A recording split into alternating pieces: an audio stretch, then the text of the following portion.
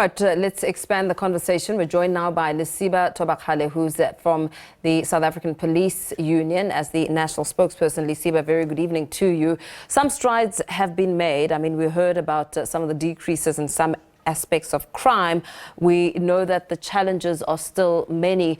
What stands out for you as you look at some of the, some of the points and factors that were made out by the police minister? Thank you for having us, and greetings to your viewers. We firstly wish to start by saying that we want to commend the police and appreciate the work that they have done in order to reduce crime in South Africa. As it has been reported, as we have heard the crime statistics, this clearly shows that the law enforcement officers, indeed, there is some strides that they have made. There are strategies, there are operations that have been implemented. One could remember of operations like your Operation Shaniela, which clearly looked at removing illegal firearms from the hands of criminals, and we have seen the strides that were made as well with the number of arrests that were made, the extortion cases and so on. So we really need to acknowledge and appreciate the work that the police have done and the reduction that the police ministry has reported during the release of the crime statistics. And it does not suggest that we have reached where we want to be, because us reaching where we want to be, it is by having zero crime reported. So as much as we appreciate the good work that was done by the police, we also need to acknowledge the fact that there is still more that needs to be done. If you are looking at cases like the murder and also attempted murder of kids, so that is a worrying factor to us as an organization, because it means that somewhere there are some members of the society who are still vulnerable, as well as the 17 police officers that were murdered. It is still also another issue to us that is worrying to us, because we want to see a zero number when it comes to the issue of police killings, because amongst them there is also law enforcement officers whom could be from the traffic, it could be from metro, and also the security officers. So that is also a worrying factor to say that we need to collaborate, the society and also the law enforcement officers or the police. There must be a means to collaborate so that we can clearly be able to fight against crime. So those type of areas indeed are indeed of concern to us. What does that now expose about, for one, what police are up against, but what police need to do to increase? I mean, to curb the number of crimes. You speak about a 2.2% rise in attempted murder and a 1% increase in assault with intent to do grievous bodily harm. What is needed in terms of the collaboration, yes, but strategic intervention from the police?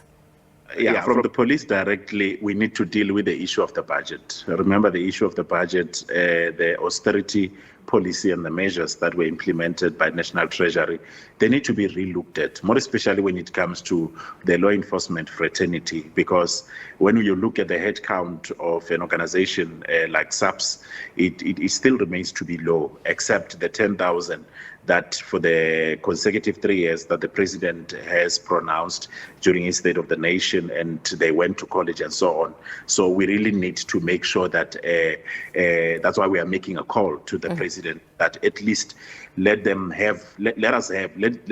this year not be the last 10,000 as it was meant for 3 years. Let's have the 10,000 for the new entrants, those who will go to college, at least up until such time where, we've reached the numbers that we desire. Remember, we want to be aligned in terms of the United Nations recommended ratio when it comes to policing, which clearly suggests that one police officer is supposed to be responsible for at least 220 citizens. And as we continue to see our population, it continues to grow in South Africa.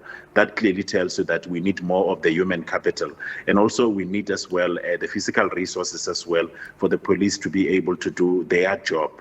accordingly. And further to that, it is not only, based on SABC itself. We've got the issue that has to deal with our borders. If we can be able to keep our borders safe, then the police can be able to concentrate inside and really be able to saturate crime out. So that really necessitates that the very same approach and the very same call that we are making of capacitating the police, it must also go to Border Management Authority, because if they can have our borders secured, then that on its own, it will really assist. They need more headcounts. They also need technology. So it also boils back to the issue of budgetary provisions. So national military and government needs to take a stand as well when it comes to all of those areas. We heard the police minister speaking rather extensively about battling the growing menace of organized crime and grappling with economic crimes, including extortion.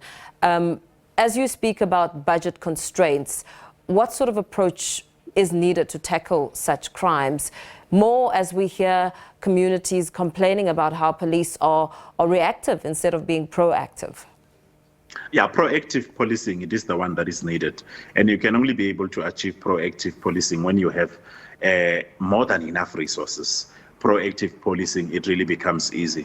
Reactive policing, it becomes problematic, because then it means that then crime will happen and thereafter investigations and so on and arrests would be the ones that would follow. And the best approach is really to have a proactive policing. And also, when we're dealing with commercial crimes, commercial crimes clearly, more especially like your cyber crimes on the other side, they deal with the use of the fourth industrial revolution. So that on its own, it means that the enhancement of the tools of trade and even how the police are operating in order to curb those types of crimes. Because remember, they don't remain the same.